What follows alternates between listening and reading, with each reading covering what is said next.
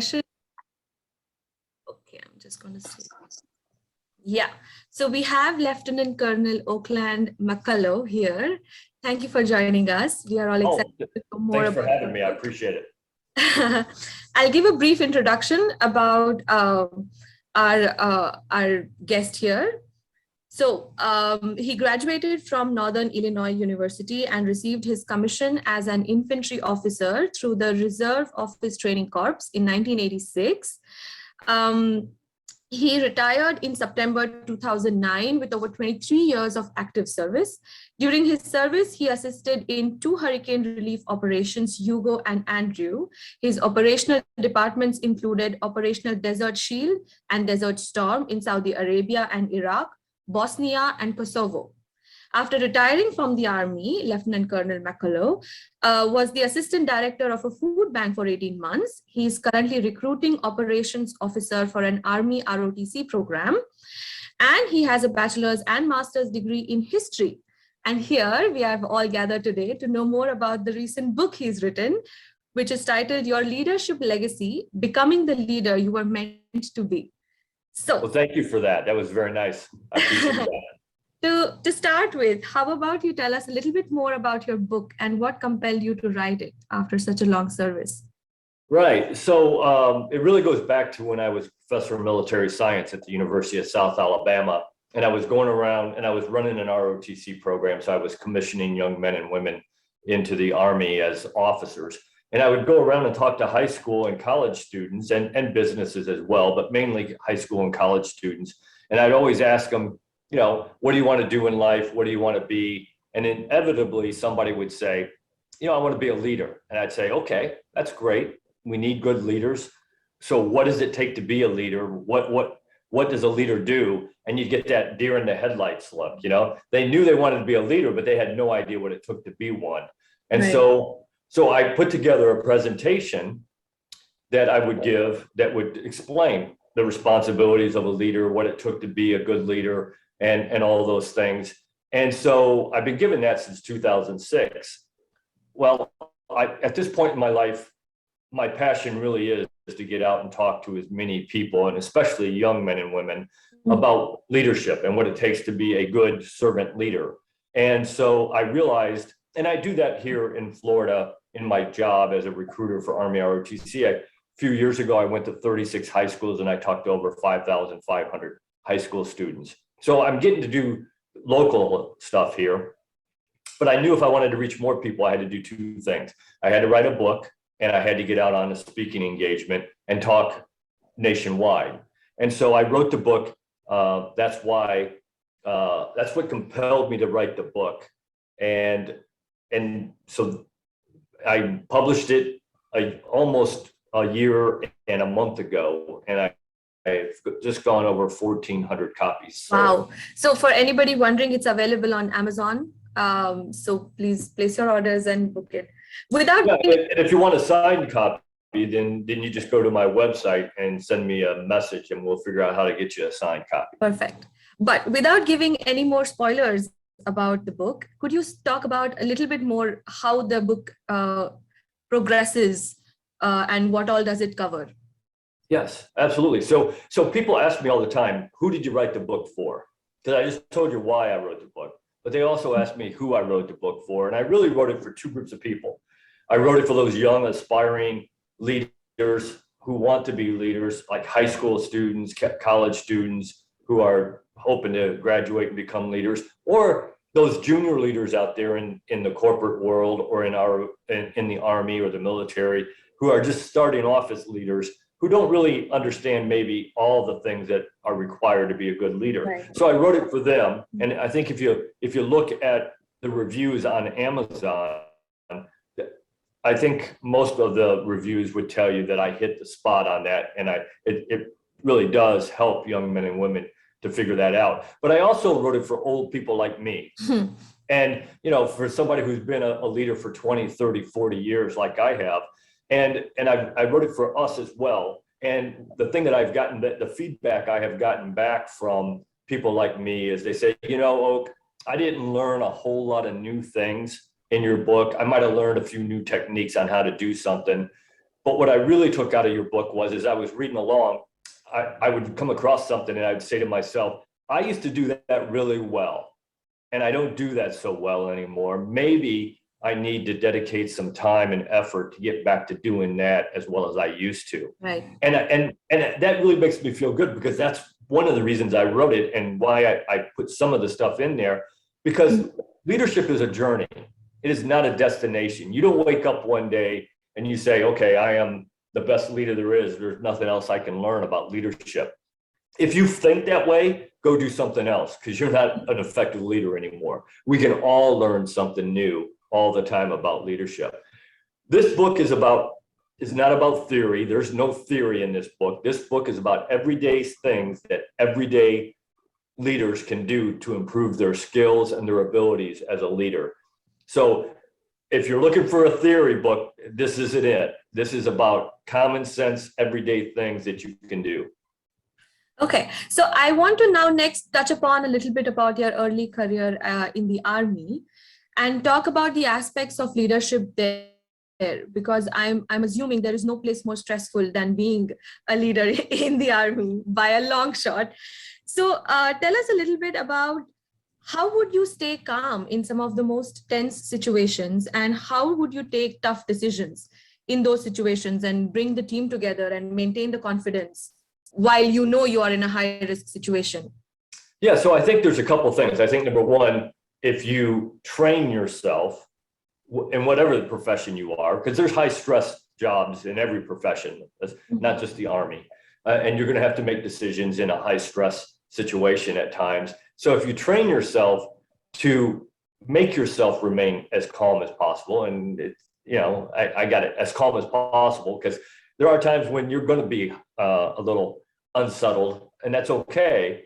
Mm-hmm. But you got to be able to bring yourself back into thinking. And I think part of that is training. Part of it is self-discipline, if you have disciplined yourself. But I think also the thing that helps you make those decisions, and you have to make decisions. If you're going to be the leader, you got to be decisive and you got to make decisions. Has anybody here ever worked for a leader who couldn't make a decision? How frustrating is that? Extremely. I mean, yeah, you lose all confidence in that leader. You lose all confidence in the organization. And in yourself along the way. Absolutely. You're absolutely right. So you got to make decisions. You got to figure that piece out. So what I always tell people is you got to keep what the inset state looks like in your mind. What is it that I'm trying to accomplish here, that me or the organization, which should be the same, what's the end state that I want this to look like? And then with whatever time and that you have available, you want to gather up as much information as you can to help you make a good informed decision, understanding that this is not the perfect world. You're never going to get all the information you want. That situation where you've got all the information that you need to make a good decision is called the perfect world, and that place doesn't exist. Right. You're never going to have all the information, but figure out what you've got, figure out what you're missing, make some educated guesses on that, and then start down that road. You can always make changes as you go along. You can deviate here left or right, or make some big changes as more information becomes available, but you got to be decisive. You got to make a decision. And I think as long as you keep the end state in sight, then I think you're going to be okay. Mm-hmm. Would you have some interesting anecdotes or stories about the time of, during the time of your service, that you are okay to share? Yeah, so I think that there are times, and are you talking about with making decisions? Yes, or in general, any stressful situations through which you came out successfully? Yeah, so I always tell people there was a situation when I was in Kosovo, and I was an operations officer. I was a major. So I was in charge of the day-to-day operations of a battalion of about, we had probably 500 soldiers. And then we also had some other foreign international soldiers that were in our area that I was kind of responsible for. And we had a checkpoint set up at one spot, and about 3 miles down the road, the Russians had a checkpoint set up at another spot. And their spot was a Serb town and our spot was an Albanian town. So it was kind of the dividing between the Albanians and Serbs, which is kind of why we were in Kosovo, because of all the fighting between the two. So I was gone doing something out away from that checkpoint, and the leader of that checkpoint, a lieutenant, called me up and said, "Hey boss, you need to come to the checkpoint." And I said, "Well, I'm busy right now." I said, "Can I come tomorrow or later on today?" He says, "Nope, you got to come right now." I said, "Okay." So I went there, I put down everything, and I went there. And what has happened, and what was happening, was that the Russians would kind of abuse the Albanians as they came through the checkpoint. But this time they had gone a little too far. I mean, they broke all the windows in the car. The two guys had been beat up, all kinds of things that had been done. They took their money, all kinds of things. So I said, okay, we got to put a stop to this. So I went over, I grabbed my soldiers, we went over and we confronted the Russian troops there. The guy in charge of their checkpoint, just like the guy in charge of mine, was a lieutenant. So here's the problem.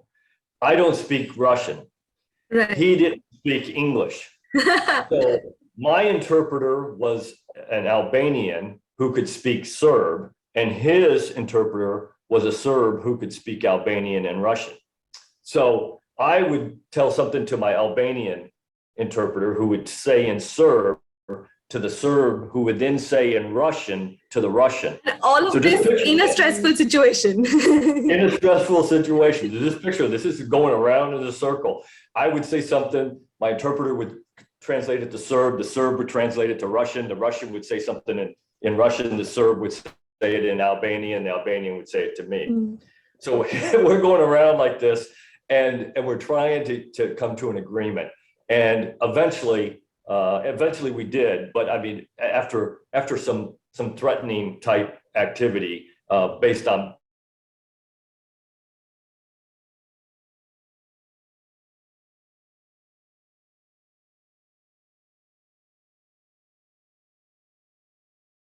probably one of the most stressful situations I've been in. Yeah, because right now listening to it, I'm not so sure if it's more funny or if it's more yeah, now it's funny. It wasn't then, but now it is.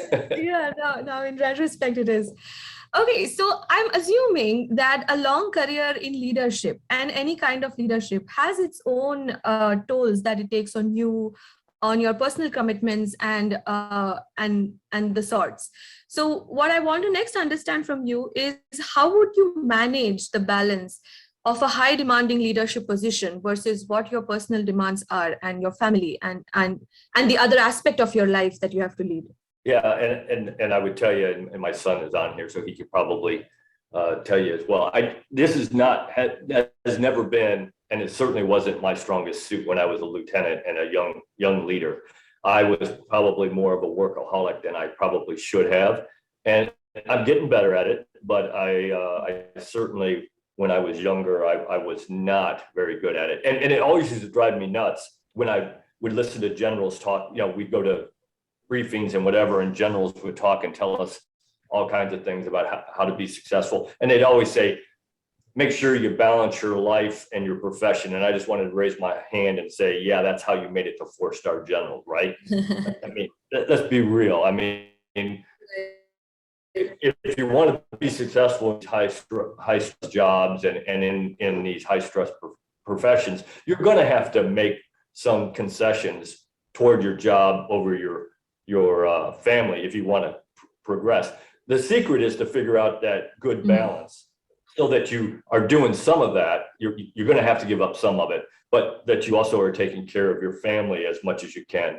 And I think that the way to do that is, the number one way to do that is to set priorities, and that's priorities in two different areas. First, your priorities in your life. And I always used to have a boss who said to me, he said, "Oak, you know, at the end of 20 years, 30 years, however long in the Army, you're going to leave the Army and the Army doesn't care. You still have a wife and kids that care about you. So make sure you do a good balance enough that you're going to keep them, so that when you get to the end state, you still have a family." So that was important to me. And it really is about life, about the life priorities. The other one is about your work priorities. And I had a boss one time who retired a 3-star general.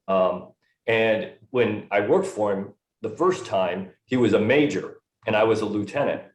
And he was new to the unit. We were already there, a bunch of us, and he came his first day. He was the operations officer. And at the end of the day, we're all sitting there in our offices and we're typing away and we're working on things, and it's 5 o'clock in the evening and we're still working, and we figure we got about another hour, hour and a half, and we'll work. He walks up to us. I watched him. He walked into every office there and he said, "Is that project you're working on, is it due tomorrow?" And I said, "No, sir." And he said, "Then go home. It will be here tomorrow." That stuck in my head. And I used that, I don't know how many times when I was in charge. I'd say, "Look, I know I got to be here, but just because I'm here doesn't mean you have to be here. If you are done for today, then pack your stuff and go home. If I need you, the days that I need you to stay here till 5, 6, 7, 8 o'clock at night, I will tell you when I have to have that. But otherwise, if I don't tell you that, when you're done with your stuff today, go home." And that was a huge lesson to me. The other lesson that about priority in your work that stuck with me was a guy who retired, a 4-star general. And I worked for him three times during my career. And he said to me one day, he said, "Oak, when you're trying to figure out priorities, look at things that you got to get done this way. Some of them are rubber balls and some of them are glass balls. The rubber balls you can let drop and you can go pick it up tomorrow, next week, a month from now, or a year from now, it doesn't matter. Those balls that are glass, you cannot drop them, because once you drop them, they're done." And that always helped me to figure out the important things that I needed to really concentrate on and that I had to take care of. And that really put things in perspective for me. And I've used that all my life, and I still use that still today. It's interesting to have leaders and bosses who have that perspective, because there aren't enough of you guys out there who can give that kind of perspective to people like their subordinates who think like immense amount of hard work and potentially killing yourself is the only way going to the top. Yeah. Well, and one of the things that brings that to light to me that is so important to me, and I talk about it in the book, and I spend a lot of time talking about it when I do my presentation, is the importance of mentors and mentorship. And I always tell people, leaders create more leaders. They do not create followers. And that's not my quote. I can't remember right off the top of my head whose quote that is, but that is a famous quote, and it's an absolute true quote, that leaders create more leaders. And the only way to do that, you got to train people, but really the way to do that is to be a mentor. And I always tell people when I go around and so who are you mentoring? And if a leader tells me I'm not mentoring anybody right now, then I question whether or not you're a leader. You're a boss, but I don't think you're a leader. Somebody who worked for me, and it is a great quote. I wish I could take credit for it, but I can't. And it's in the book. It's one of the primary reasons I wrote the book and I put together that presentation. And Master Sergeant David Powell, who worked for me, and I say he worked for me, he worked with me. He was as good a leader as I was. But I was the professor of military science, so we were training and commissioning young men to be leaders. And he said to me one day, he said, "Boss," we were talking about the importance of what we were doing, and he said, "Great leadership handed down from generation to generation is what develops great nations." And I thought to myself, what a powerful quote. And the great thing about that quote is that you can take that word nations and you can substitute company, hospital, sports team, whatever you want. It doesn't matter, university, whatever you want. And it doesn't change the meaning of that quote one bit, because leadership is so important in every single organization. I don't care what organization it is. I always tell people as I go around, you show me an organization that has good leadership and I will show you an organization that is successful. If you show me one that has poor leadership, I will show you one that is either struggling or it has failed. It's that important to organizations. It's true. I want to next move towards getting your perspective on something as a leader. Given the times we are in, and it's all extremely polarizing and hyper-political, and amidst all of this, have you noticed any efforts at making the Army structurally more inclusive towards different genders, towards different races? Have you as a leader been able to take any initiative? I understand the times today are different from the times of when you were in service, but overlapping trends, have you noticed any? And what are your opinions on this, on making the Army more inclusive?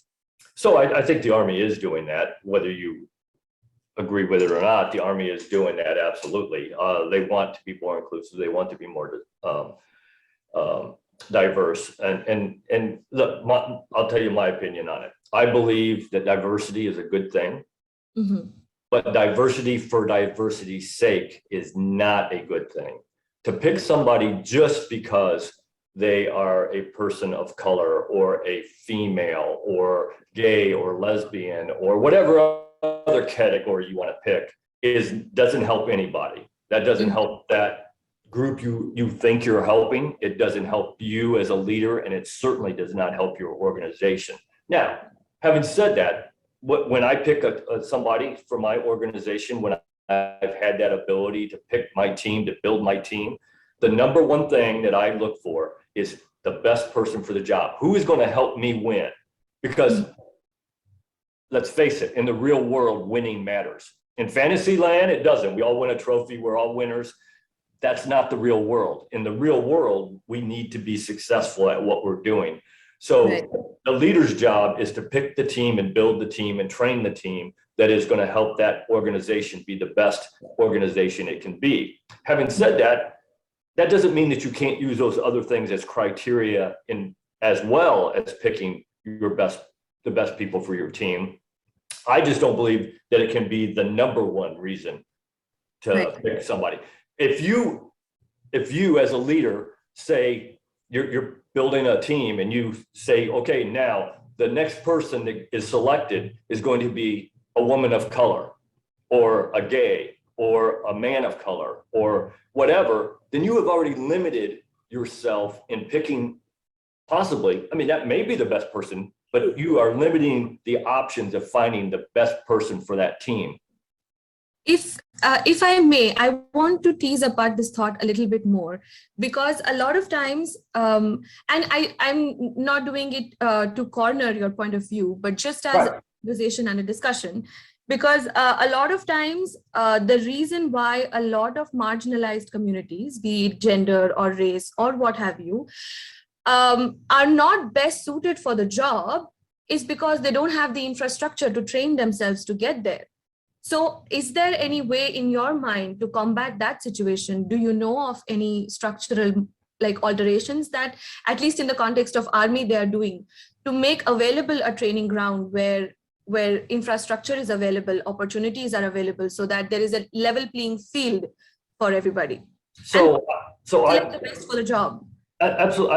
I think, but I think that's everywhere. It doesn't matter what the gender or what the color is. There are young men and women who don't have the structure because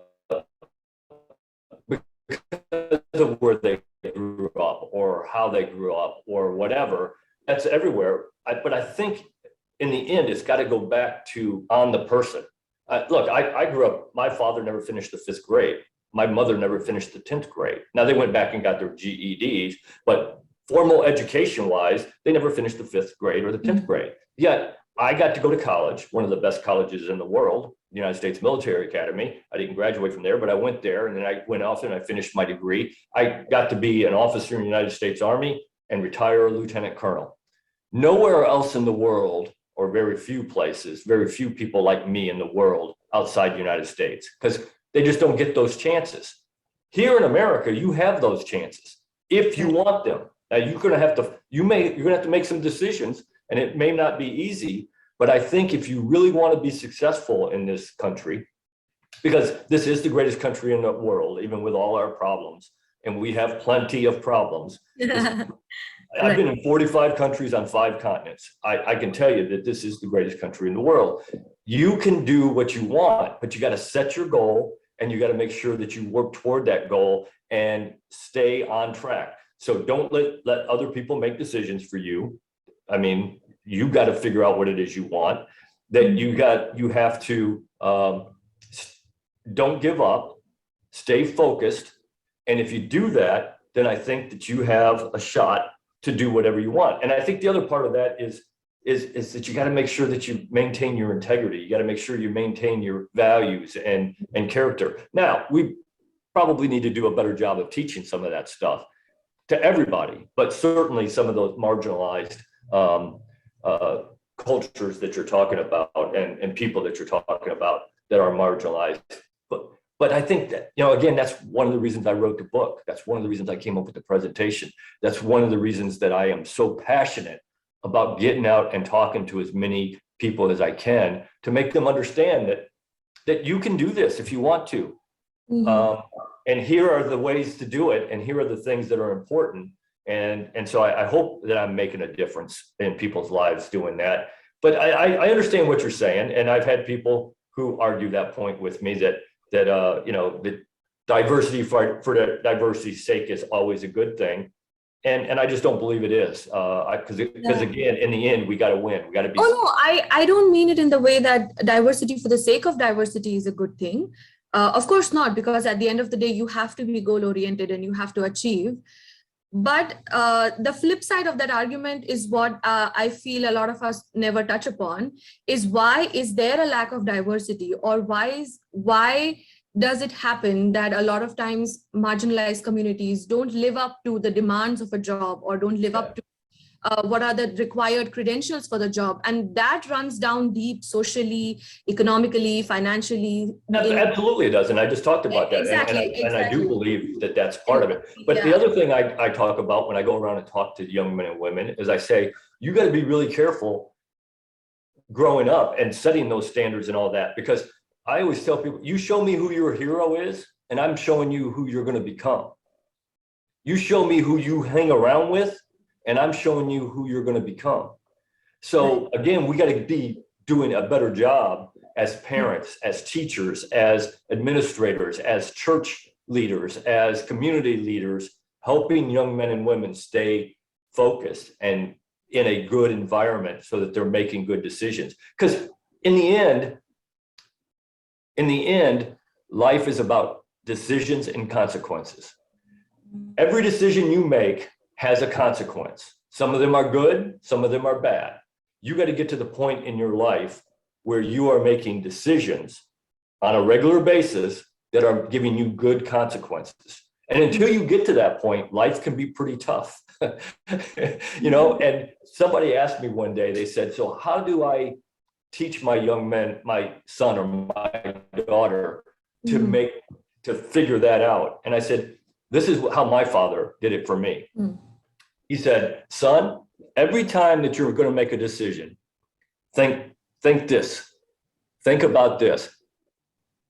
Think to yourself, would your mom would you want your mom to know that you're about to do that, make that decision? If the answer is yes, then go ahead and do it. If the answer is no, then you probably don't need to do that. And that helped me growing up to make sure that I didn't make a whole lot of dumb decisions. I still made my share of dumb decisions, as we all do. I'm sure we all do. We just have one question from Vanita. Her hand is raised. You can go ahead and ask your question. Hi. Oh, hello, how are you? Yeah, good. Thank you very much. And I love your take on diversity. That's my take as well. I said I'm not a check box. I must qualify to get the job. So you are right that leaders shouldn't make decisions because we have diversity. That is it. No, I agree with that. I never do that. I don't advocate for that. So at the same time, I feel currently this whole diversity movement is about a checkbox. It's about maintaining status quo. It's about, making me look good. And I've seen that in many of the places I've worked at. So how do we change that so that leaders, true leaders like you, will do the right thing and say, if you really want to be here, these are the things you need to do. Right. In one of the organizations I'm at, Black History Month, all they did is to interview a Black person, edited the information she provided and posted it. Is that enough? No, that's not enough. And I think that's where we are coming from. Like for me, They said, I remember one job I got, I said, you hired me for my qualification. You didn't hire me for a checkbox. So I am not going to sign that checkbox. I want you to take the action required. If it's retraining of people, we do it. Absolutely. If it's educating people, you do it. Yesterday, I had opportunity to talk to a bunch of students about integration. One of the main things hidden is integration, knowing the culture. I always tell people, you come here, live your culture. I'm not saying forget about your culture. You need a balance, right? So you need to integrate and understand your norms and see, okay, where do I go? And leaders like you may give you the help and the tools and support you and be your mentors to get there. But what I see is most organizations don't have that mindset. They have, oh, diversity. Yeah, we've done this. We've hired 10 Black people. No. What are those 10 Black people? Are they qualified, or you just took them, or you just want to meet a quota? I want the discussion to change from meeting a quota to actually hiring people, like you said, doing the great work. And there are people who are doing the great work. Absolutely there are. Absolutely there are, and we can get there. So I agree with you. So the biggest issue we have on diversity is making it actionable, not on paper, not a quota, not a checkbox. How do we change that? Yeah, so I think it goes back to a servant leader, which I preach in my book. Too. and I preach it in my presentation, and I talk about it the chance I get. If we don't get back to picking leaders and training leaders and having leaders at all levels in every organization, government, military, politics, businesses, churches, whatever, that understand that it is not about them, it's about the people that you have the privilege, and it is a privilege to serve, then we are doomed. I'm just telling you, we got to get back to producing leaders who understand that it's not about them. And I had a boss one time who kind of told me this, and he said, leadership is all about people. Yeah. Doesn't matter. That's it. If you understand that it is about people and taking care of people, then you will be successful and your organization will be successful. And it's not about you, but that's okay. If you take care of the people and you give them the training, the tools, the resources, the authority to do the things that they need to do, they're going to be successful, which then makes your organization successful, which then makes you successful. And in the end, you're going to get what you want anyway.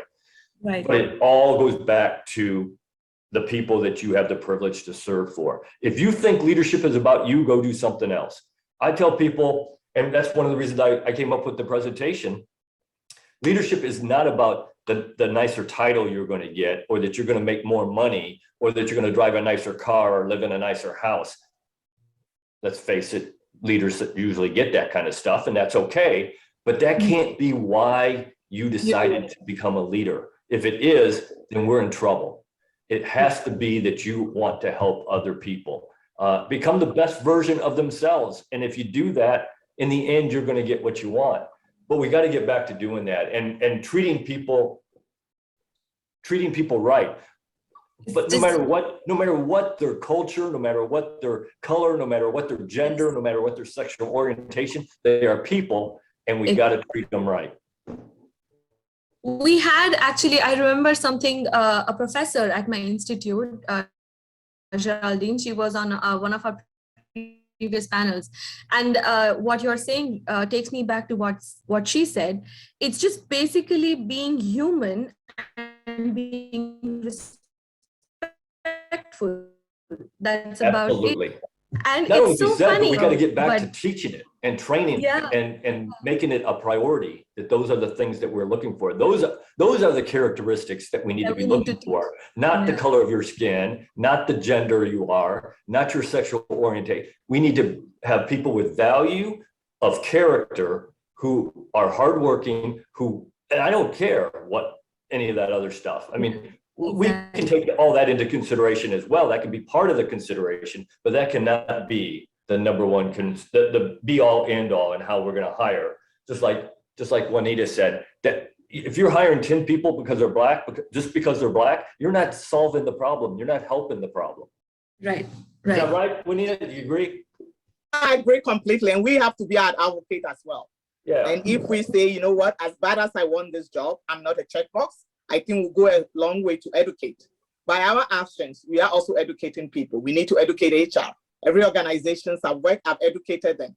And the fact is sometimes we need to continue to educate leaders. Yeah, we need to continue the education. Yeah. Yeah. Thank you. No, well done. Yeah, thank you. Senior leaders need to continue to educate the junior leaders in their organization. Yeah. Again, it's about mentorship, and it's about training them to be better leaders. And that, I got an argument the other day with somebody, not an argument, a disagreement. I was talking about culture, the culture of an organization, which is so important. I mean, to me, a leader's two biggest things that they have to do is, number one, they have to come up with the vision of where they want their organization. And number two, they have to build the culture that allows that organization to reach that vision. And I was talking about how hard it is to build a culture and how it takes time and money and effort and training. And oh, by the way, it doesn't end because after you get where you want, you got 4 people who are going to leave and go to another organization. You're going to hire 4 more people. Now you got to get them into the culture. And he was arguing with me that said, nope, I disagree. All I got to do is hire the right people. I said, good luck with that, because I'm going to tell you that's not going to work.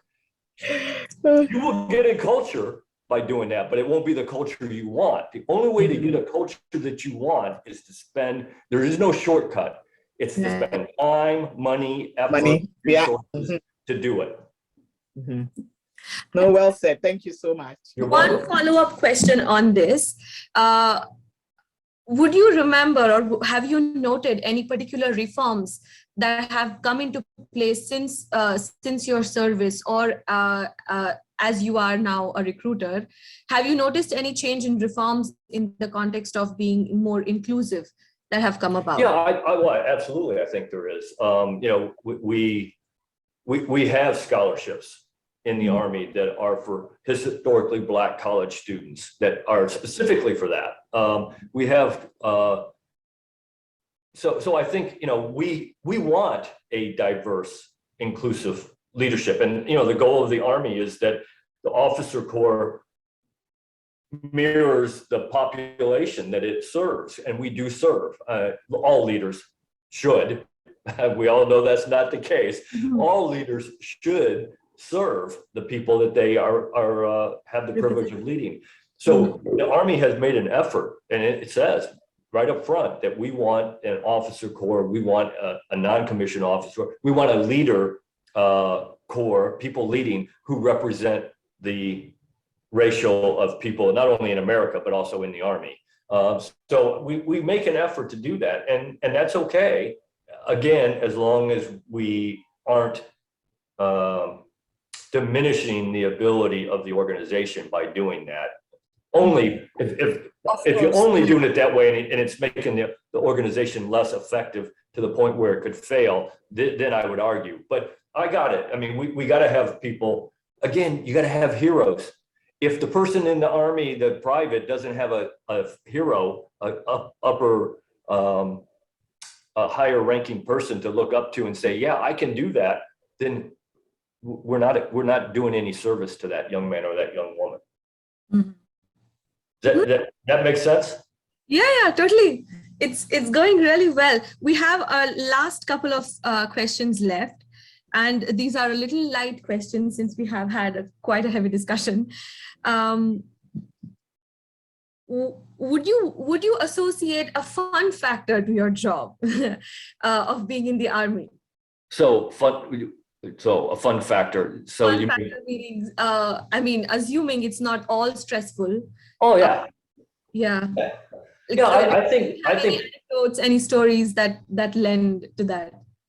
Yeah, I think that you know, we have several things. At least in my career, I had several things that I think fit that. One, I think because of the people being physically fit, we always had sports teams that you could participate in, and I always played softball. That was the sport I always chose, and so it was always fun to have the people in your unit come together, private to captain, major, didn't matter. If you wanted to play, you played, and we didn't rank, stayed off the field. We were ball players, and it was always good to do that.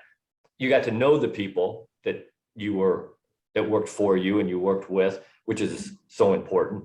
And we became humans, people. We weren't a private or a sergeant or a lieutenant. We were people. And again, that goes back to treating people the right way. So I think that is something that we did very well. I don't know, again, I've been out of the Army since 2009, so I'm not sure that we still do it as well as we used to. I know we do in our ROTC program. We always tell them on college, if the college has an intramural team and you want to put an ROTC team together, then we will support that 100%. If they don't have the team that you want, let's say you want to play ultimate frisbee and there's no teams, then we'll try to get the college to do that for you. So I think we're trying to still do that, and that's important. The other thing we used to do pretty well that I know we don't do as well anymore is we used to all come together about once a month or every couple months, and we used to call it the right arm night. Right. Okay. So the boss would take the people who worked for him, his next level of leaders below him, and take them out, and we'd have a beer or whatever, and we'd sit around and talk, not about shop. We'd talk about other things. Again, like people, not like boss and subordinate. We were talking like people, and we went away from that, and I don't know that they may be going back to that now, but I think that was so huge in developing that respect among people, and it was just a fun evening. It was fun to do things like that. So I think, there are certainly times in the Army when you can have fun and do those kinds of things. And I think that's any profession. I don't care what profession it is. And obviously some are more stressful than others, but every profession has stress. And so I think we got to get back. You got to have those fun things that you can channel some of that stress into and relax a little bit every once in a while. Yeah. Before I move on to my last question, I would like to open it up to the audience. Does anybody have any questions you would want to ask? You can unmute yourself and go ahead. Anyone? Knowing you have a question? No, I don't have a question, but there was one question in the chat box, so that came from the audience. I think that was from Vanita about. Her question before was about what is one of the most important leadership decisions you have made with limited information that you are so. What was the question? I'll repeat it. I can unmute and ask it. So I was just wanting to know, I like all the content, and your leadership style really parrots with mine in a lot of ways. So my question was, what leadership decision have you made with limited information that you are so proud of?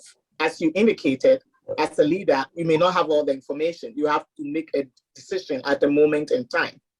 Right. So can you share any of those for me? Because I always draw my inspiration from such examples.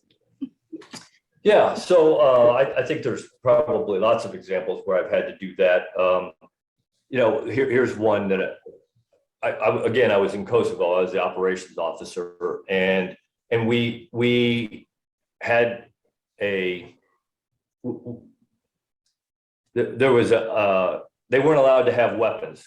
The weapons were supposed to have been confiscated, and we had somebody who was firing a weapon. We could hear it, and it was a large caliber weapon, a machine gun. And so I made the decision that we were going to go in and try to find the person who had the weapon. And so we did a cordon search of the town, and we found the person, and the person explained why they had it and what they were doing. And, in the end, I said, okay, I didn't see that you have that weapon, and we left. And it was, the protection of the town. And they assured me that it was only in self-defense, and I said, okay, but I'm just here to tell you, you got to be really careful. And I let him keep the weapon. Now, was that the right decision? It was a decision I made on the spot. Didn't have a whole lot of more information than that. But I think in the end, I was happy with that decision. And I went back and I reevaluated it several times, and they did the things we asked them to do to keep the weapon, and it all worked out well for us.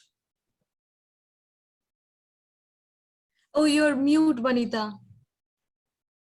Thank you very much. It's been an inspiration to have someone who served in the army, you know, great leader, having similar aspiration as some of us. So thank you. Just empowering me to keep moving on.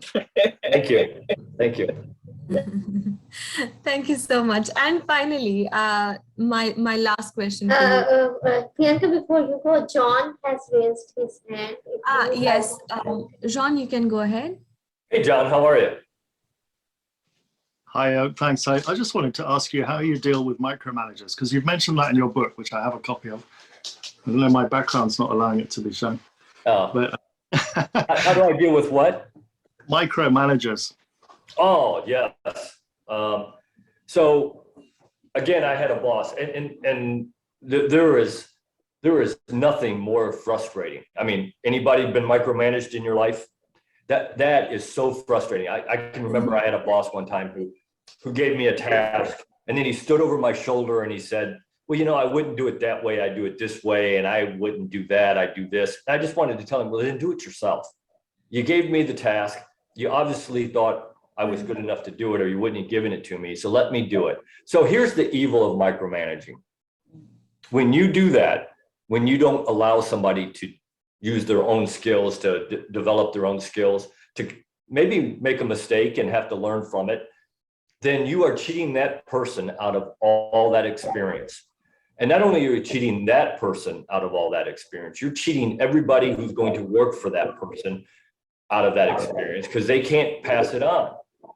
And I always had a boss, again, he retired a 4-star general, and he said to me, Oak, on the scale of leadership, you got on one end, you've got micromanagers and authoritarian people, horrible people to work for. I've worked for people like that. I tell you, I hated going to work in the morning.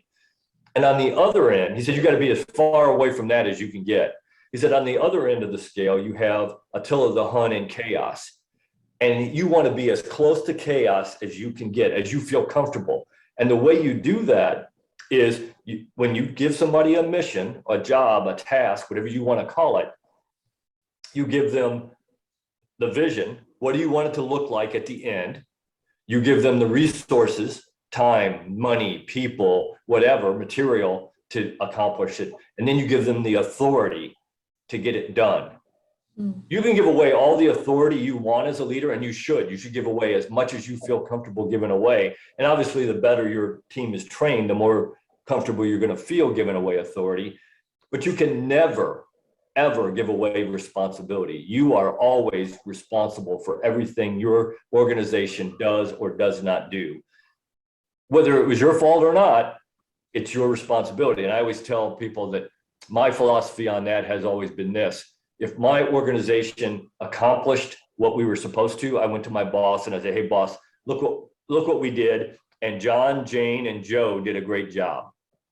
If we didn't accomplish what I was supposed to accomplish, then I walked to my boss and I said, hey boss, I messed up. Here's how we're going to fix it.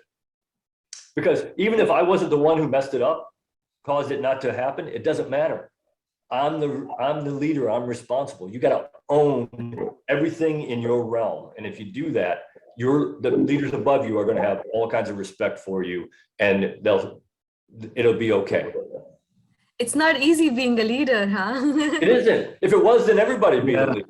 Right. Yeah. Thank you very much, Oak. That was, yeah, absolutely. I mean, I loved how you wrote about that in the book, and it was great to hear you say that, your viewpoint, because it's really difficult. I've been in that position too, and it's I completely agree with you how, you know, it can be really frustrating when someone micromanages. And yeah, well, and the other part of that, John, that I believe I talk about in the book, but I certainly talk about it in my presentation, is that if you're that junior, let's say you're the middle manager, you're the middle leader, and you're an authoritarian person, then, you know, there's not a whole lot you can do about it. I mean, you can't change the guy. You can try, or the gal. You can try, you can point out some things, but in the end, if they're going to micromanage, they're going to micromanage, and there's nothing you can do about it. Then your job as the middle leader is to shield the people below you as much as you can.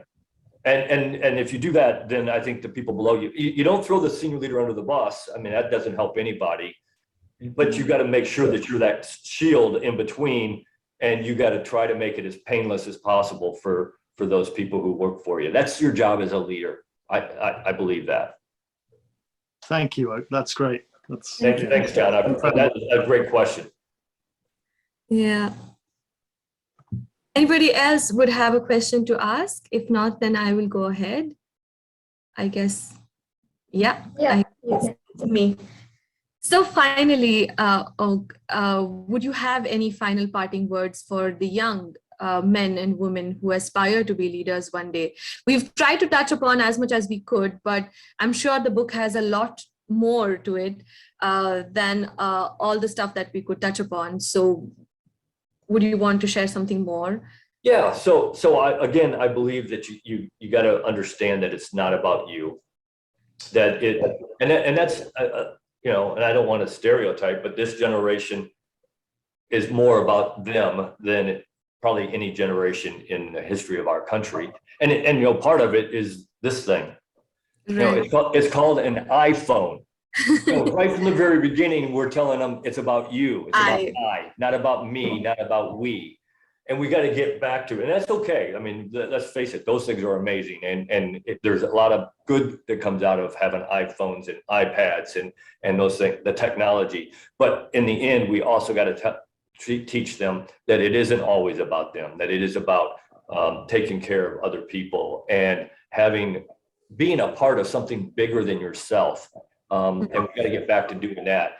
Then again, I would go back to kind of what we talked about earlier, in that you got to figure out what it is you want in life, and then you got to figure out how to get there and what it's going to take to get there. And you got to be honest with yourself. You know, education is the most important thing. And I always, as I go around and talk to high school students, and I even probably about a month ago, I talked to about 140 6th, 7th, and 8th graders. And I talked about not leadership, but how to be successful and secrets to success. And one of the things I told them was that that you have to figure this out yourself, but you have to figure out where you want to be. Education is huge, because I always tell them this part of your life is the most important part of your life, because things that you're doing right now, decisions you make right now, education-wise, are going to determine what is possible for you to do in the future. Okay. And so you got to get an education, you got to decide what you want, and then you got to stick with it. And no matter what it takes, if you really want to be successful, you can't quit, you can't settle. You got to say, this is my goal, this is what I want, and I'm going to get there. And if you have that attitude as a young man or a young woman, it's hard to beat you if you have that attitude. I'm making mental notes as we go along. Thank you for that. Noeen, would you have anything to share or add to our session today? Like, it was really, really wonderful and very productive discussion, actually. I mean, I also learned a lot. I cannot speak a lot because of my throat problem, you know, but I really enjoyed it.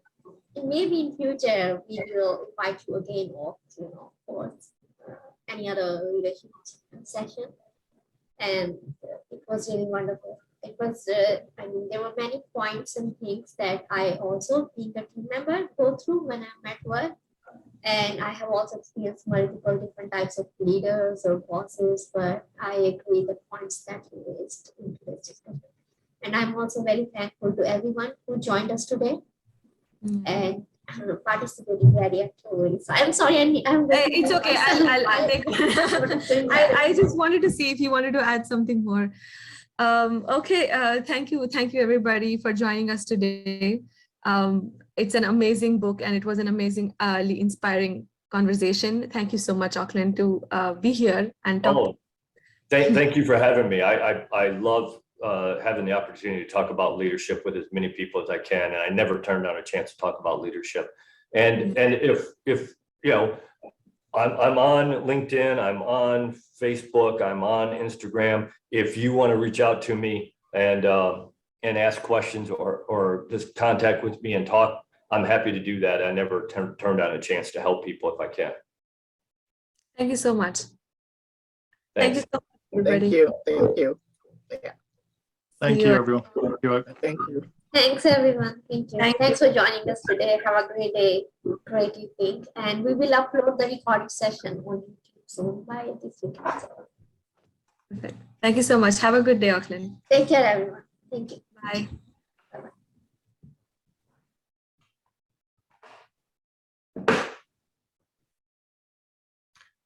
Well, that was great. Thank you very much. Yeah. Thank you. Thank you too. Oh, thanks for having me on. I mean, I always, this is a privilege. It really is that somebody wants to have me come on and talk and talk about leadership. And I never, like I said, I never turned down a chance to talk about leadership. So I just always hope that I gave as good a talk and answer all the things that whoever had me on their show wanted to answer, because it's obvious, it's your show. It's not my show. I'm just a guest. So. No, but it was really wonderful. It was. We are honored to have you here, and it's really good discussion. Yeah. So are you? I mean, it was live right now. You're obviously. Are you going to put it on platforms as a recording? So.